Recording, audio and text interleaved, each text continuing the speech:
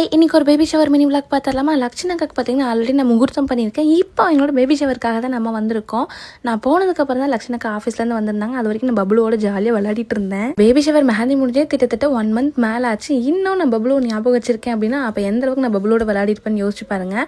அப்புறம் லக்ஷனாக்கா வந்ததுமே நாங்கள் டிசைனில் டிஸ்கஸ் பண்ணிட்டு அப்படி போட ஸ்டார்ட் பண்ணிட்டோம். இந்த பிக்சர் பார்த்தீங்கன்னா அவங்க என்கிட்ட ரெஃபரன்ஸ் பிக் காட்டும்போது இதே மாதிரி இருந்தது. எனக்கும் இதே மாதிரி ஸ்டெயின் பிக் அனுப்பணும் அப்படின்னு நான் சொல்லியிருந்தேன் லக்ஷனாக்காட்ட.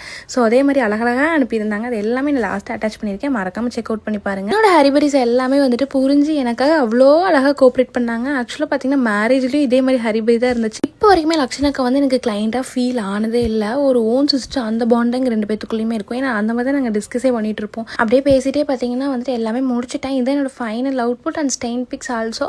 உங்களுக்கு இதில் எந்த டிசைன் பிடிச்சிருக்குன்னு சொல்லி மறக்காமல் கமெண்ட் பண்ணுங்கள். அண்டில் தென் இதே மாதிரி நானும் உங்களுக்கு மெஹந்தி போகணும்னு நீங்கள் நினச்சிங்கன்னா ஸ்க்ரீனில் தெரிய நம்பருக்கு வாட்ஸ்அப் பண்ணுங்கள். தேங்க்ஸ் ஃபார் வாட்சிங். டேட்டா.